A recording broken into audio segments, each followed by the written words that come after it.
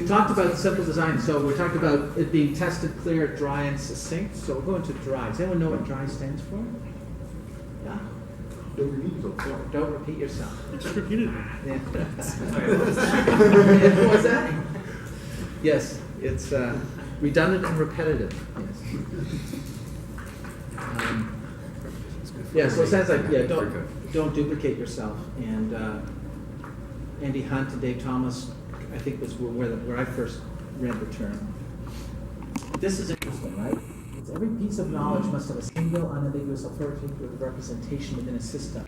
So it's not just, it's a little deeper than just this code duplicated. It's like, you know, if I'm going to have provinces in the country or something like that, that should be in one spot. It should be a challenge, right? Because it's really easy to, I need it in maybe different languages. You might need it, you know, if you have a front end and a back end. But the idea is if there's one important list, like 1985, that piece should be expressed one place and one place exactly. So what do you do when you have accidental or unintentional duplication? So you have two lists that contain the same thing but mean wildly different things and might change it a bit. Yeah, so I think that's a really good, what's your name? Carl? Yeah, that's a really good question. So sometimes it like removing duplication is not about code compression. It's not about trying to reduce your code to the smallest number of lines of code. It's really trying to achieve this. I mean, if those, like, I think some people, I fell into this trap when I started coding a lot, where I would say, these two classes, they both have a name and they both have an abbreviation. That's duplication. I'll better create a subclass. I better create a superclass and all subclass. And I created like these tangled webs, right? Because they both have names. Well, lots of things have names. That's not really a strong kind of reason. That's more a coincidence that the things have names. So I try to really be careful about, is that a coincidental? Is that really duplication of concept?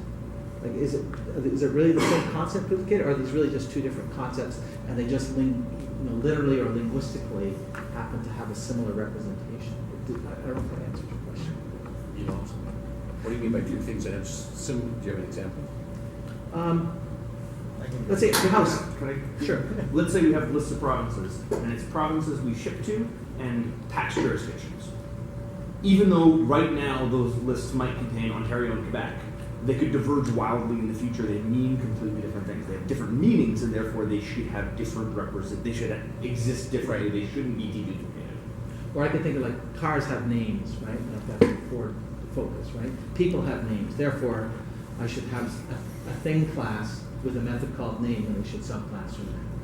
Right? Or similarly, like if you take like a shopping cart, and so you got a shopping cart, and then it becomes an order, and it becomes an invoice, or it becomes an invoice, and it becomes an order, and each one of these has like a total.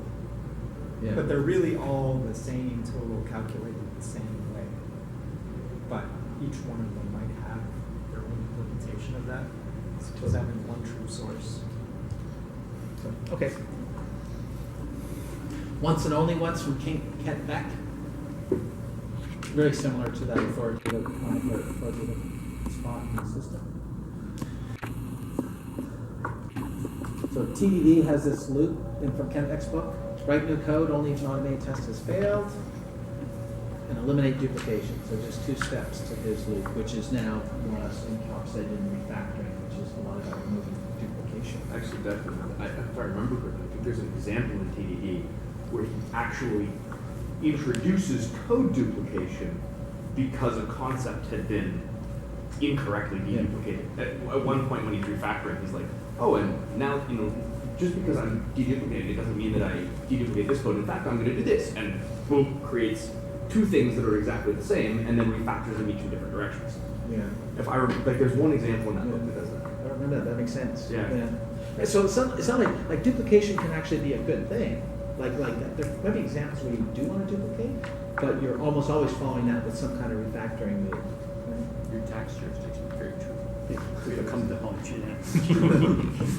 This is similar to the unambiguous point-count system version higher back in the old days. And I think Sorry, can you go back? Can you go back? That Oh, was I'm all sorry. under read. I think the list of provinces in the country would be an example. You don't want that duplicated to our system. Thank you. All just examples.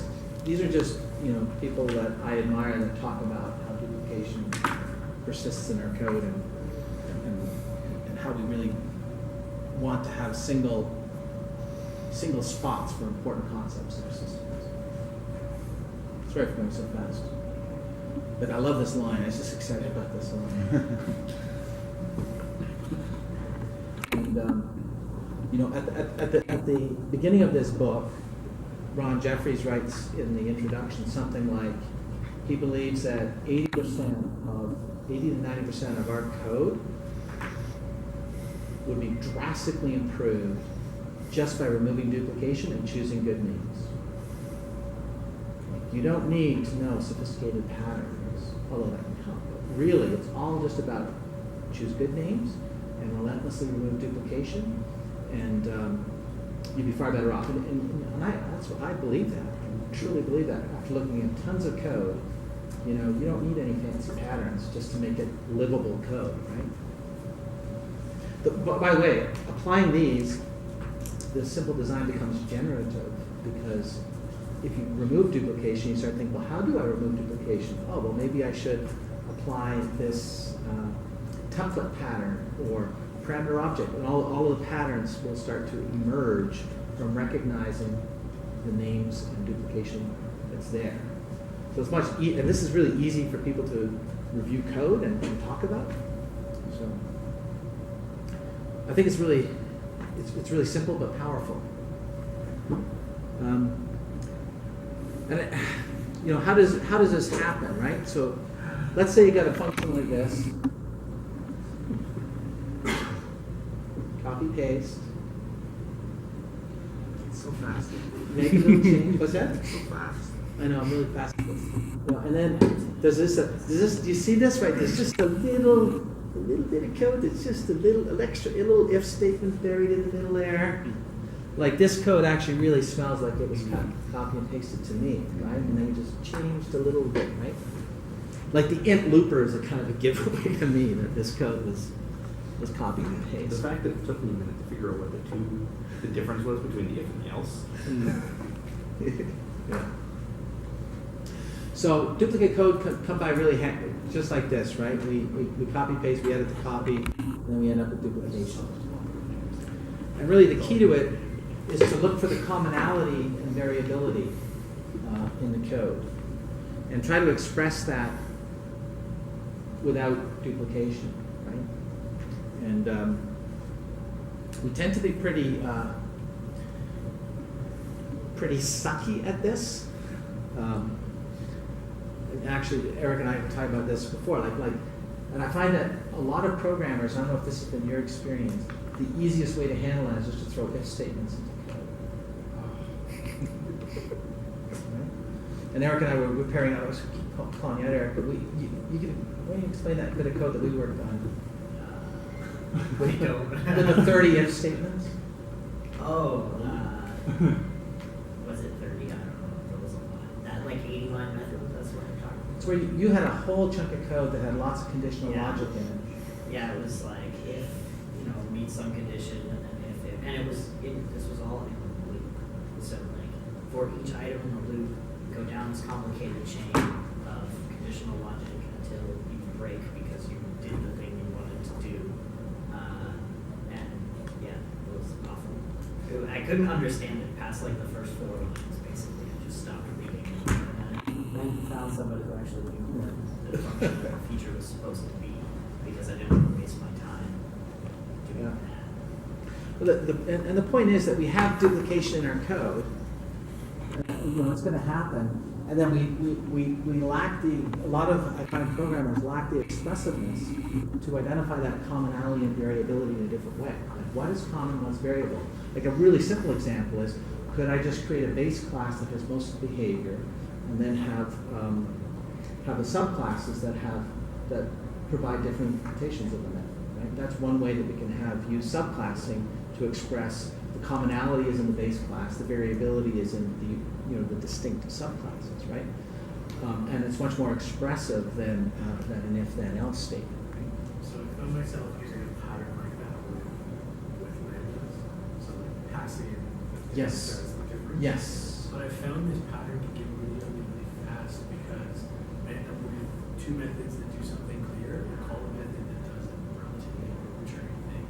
It does the thing that these two things mean, and then some branches in the middle based on the thing. So I end up with deduplicating in a way that is conceptually tightly coupled to the two things that call it. It accomplishes the goal, but I end up with a thing that, while well tested and well encapsulated, has no actual. It's a thing that I think it has to exists say- in implementation detail, but if you were asking me what that does, I'd have to describe it in terms of other things. Oh, I see what you mean. Yeah, Like, it does nothing except what those two pieces, the Yeah. commonality between those two pieces. yeah. Right. It's a method that exists solely for the purposes of deduplication. Right. Well, here's where, if you can't find a good name for it, that might be a hint that maybe a different direction to go in, right?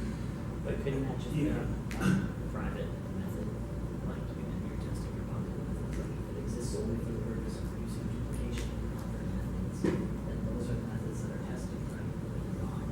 Yep, but if there's enough duplication and pulling out a private method has value, then my tests are almost certainly going to have a lot of duplication. And so I prefer to test that method by itself.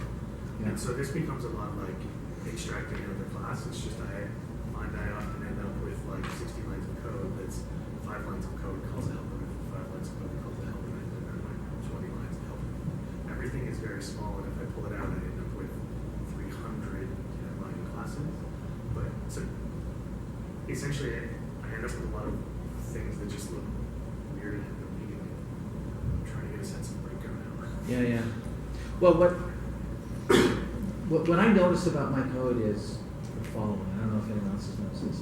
When I'm really, really happy with my code, I just notice some things that pop out. One of them is I have classes that are really small. I have methods that are really small. In fact, most of the methods end up being like 1 to 3 lines of code. I end up with a lot of one-line methods in my code, right? That's what I notice. And almost no conditional logic, or conditional logic is pushed out to the boundaries of my system. I find either incoming or down Of the system, not of the unit. of the system, often of the system, or close to it. In other words, I mean, it's not like there's no if statements, but I just find that that's what the code looks like. And when it doesn't look like that, I keep sniffing and trying things. I'm experimenting with code. So, I mean, it's hard, right? Yeah, so I've ended up there often, and I find that I end up with pieces that are really easy to reason about, and then a system that no human can figure out at the end. Yeah. And so the trade-off is interesting. Like, It is when I hard. have 3-line methods, I tend to have many of them Yes. spread across multiple classes, and then any new person coming in now has 100 classes to them. Yeah, I'm saying this because I'm really hoping someone's going to great. Well, I think you're like, That's if you true. really you're into things like solid principles. How do you do open? How do you handle open closed? How do you mean open closed so code is easy to extend? And Read clean code if you haven't, because all the thing about like short methods, small classes, that's all Uncle Bob. And Uncle Bob will make you angry, but like this is like he does have a rational justification for everything he says. Whether or not you buy into it. It's for me. It's not a matter of buying into it at this point. It's a matter of I've tried it and I've ended up with new smells, Yeah. and I'm not sure. He might have an yeah. Keep digging. But we're getting close to the hour, so I want to. I did have I wanted you to go through and identify the duplication. It's the pink. It's the pink part. It's the pink part. Do you have any buckets of dots? We were just like So why don't you go through that? And the expiry date of one of them. So I want you to highlight the code in yellow. That is common. You see common code, Oh, the common code. and then the pink is the is where you see duplication.